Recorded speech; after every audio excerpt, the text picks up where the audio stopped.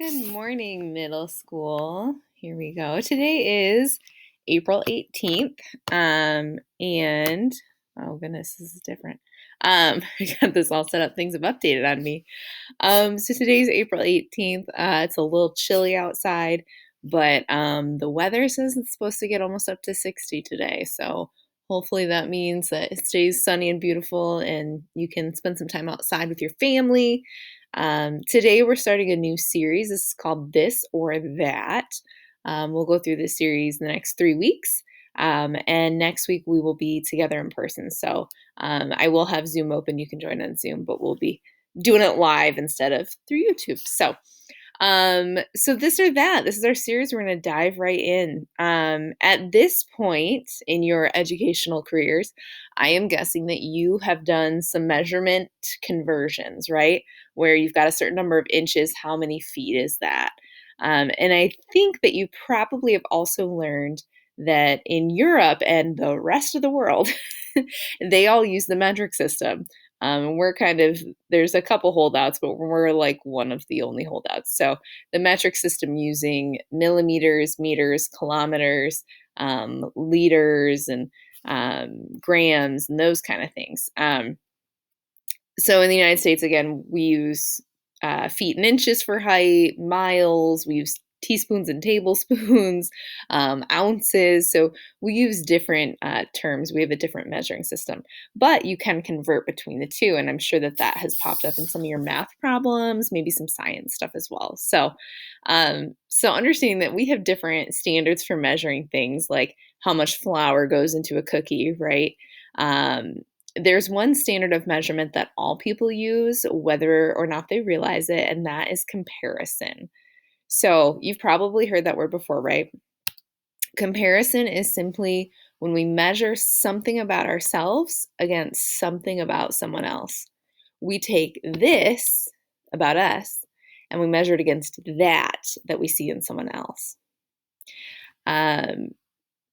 We think, this pair of shoes is awesome until we see that pair. We think this cell phone is the greatest thing in the world until we see that new one, right?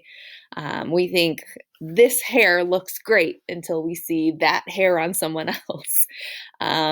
So comparison is kind of just all around us, and it's how we measure the things in our lives, this in our lives against that in someone else's. And it really does affect more of our lives than we probably even realize.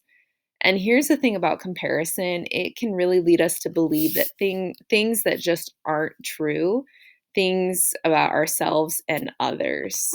Yep, there it is. Sorry, missed a slide there. So it can lead us to believe things that just aren't true. And those lies could be about ourselves or it could be about others.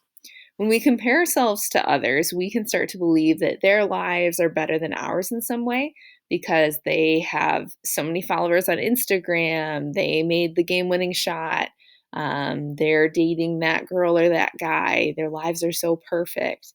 And we think, oh, they have everything that we could ever possibly want.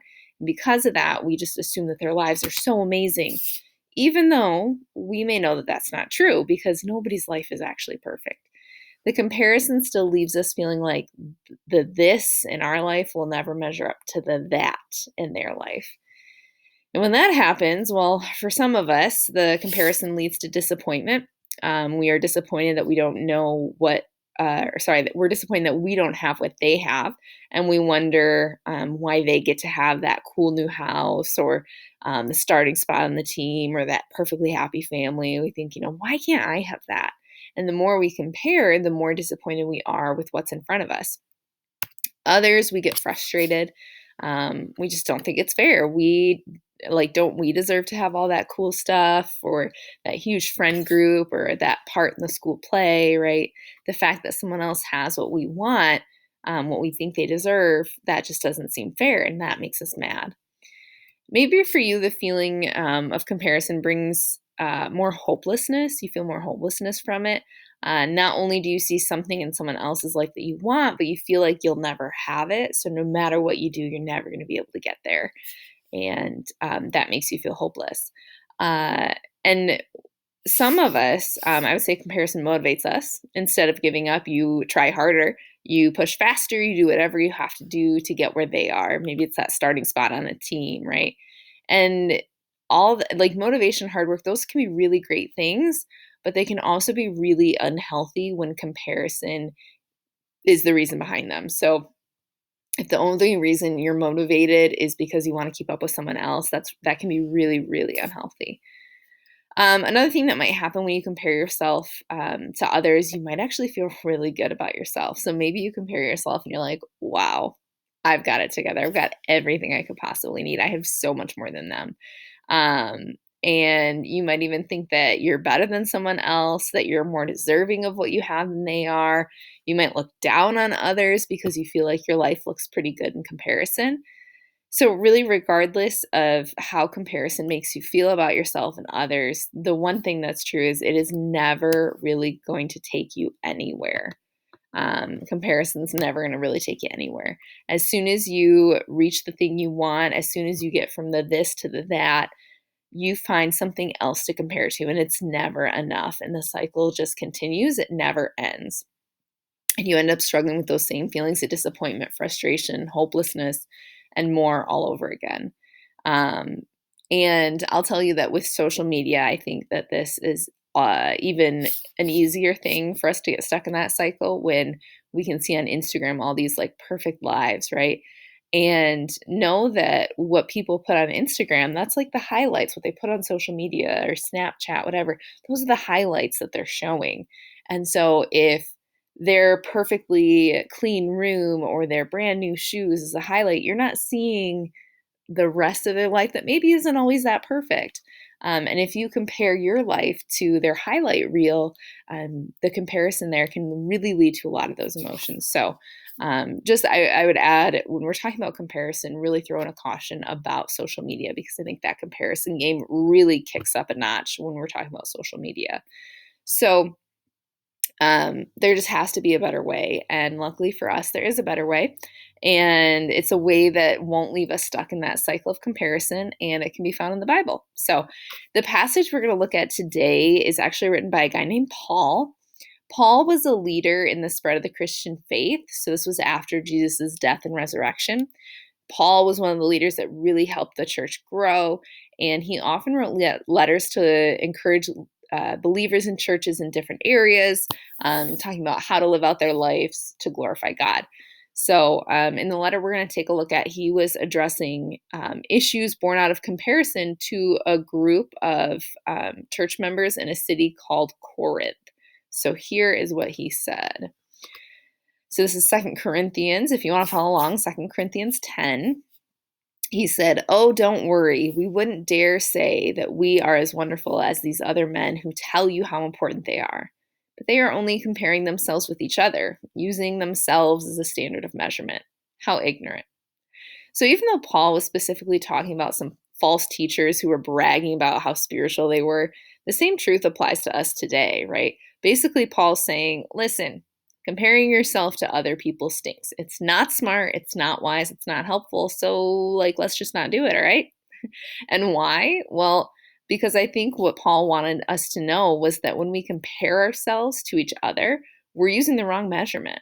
When we hold our life up to someone else's life on social media or in the real world, whatever, when we compare the way our family looks to another family, when we look at what we have in comparison to what someone else has, we're always going to end up on the losing end, right? And that's because we're looking in the wrong place.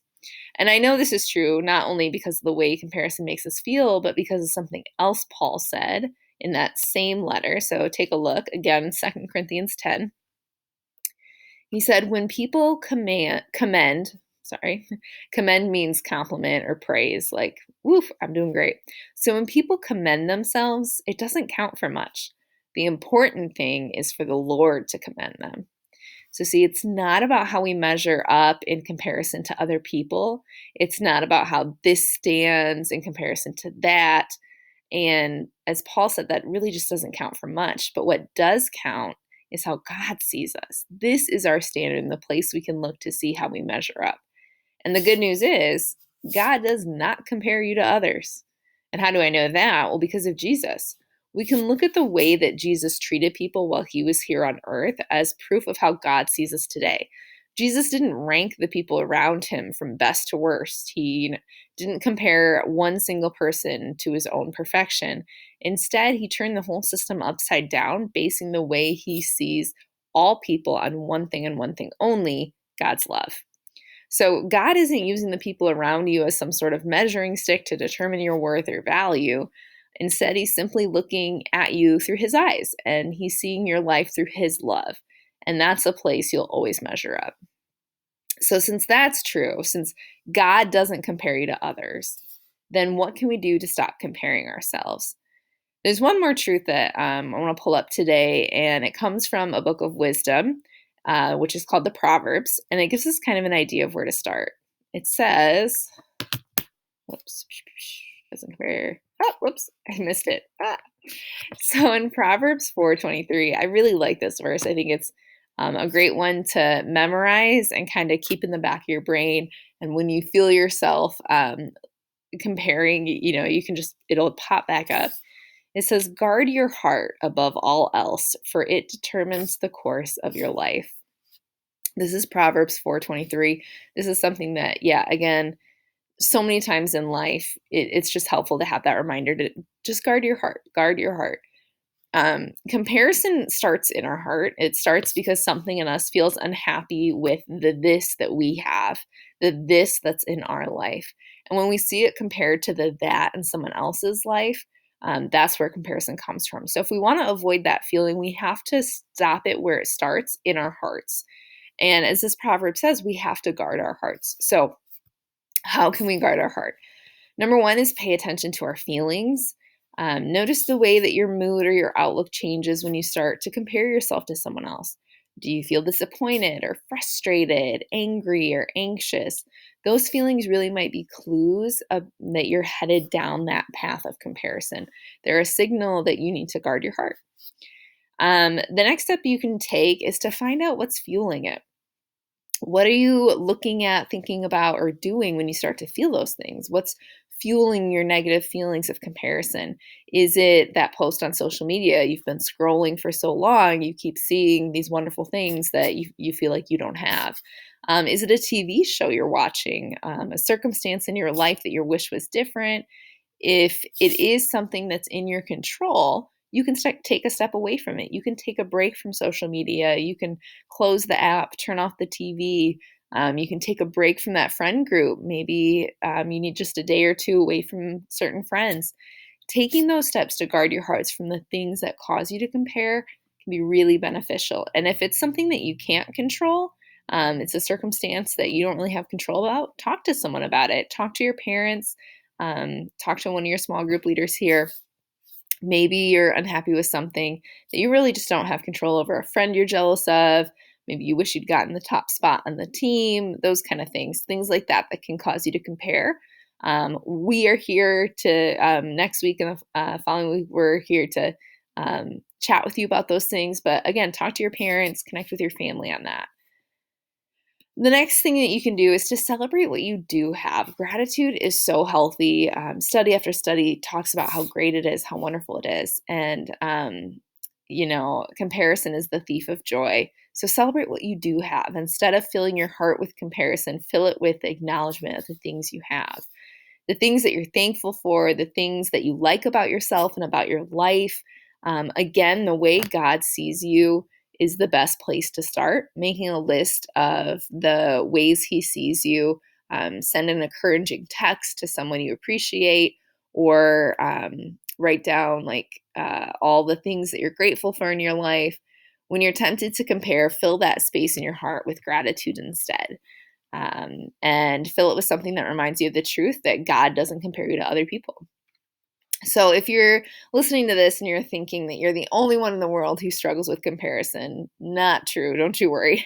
Every single one of us struggles with comparison in different areas of our life. So the good thing is we don't have to struggle alone. Like, we're all here together, that we can talk through these things and work to follow these steps to not compare ourselves quite as much and see ourselves the way that God sees us. So as you are turning to the questions that are or sorry, this is like the really key point. God does not compare you to others. That's the one big takeaway I want you to take from today. And as you're heading into the questions that are in the details below, think through this one. How does comparing myself to others usually make you feel? That is something that is a great first step, being aware of what emotion we feel when we're comparing ourselves with others. So, there are questions in the details below. You can journal them out or you can chat with your parents about them. We will be back together on Sunday next week. We will have Bible study this week on Tuesday. So Tuesday at 7:30, we'll see you on Bible study, and then we'll see you next Sunday. Have a great day, guys.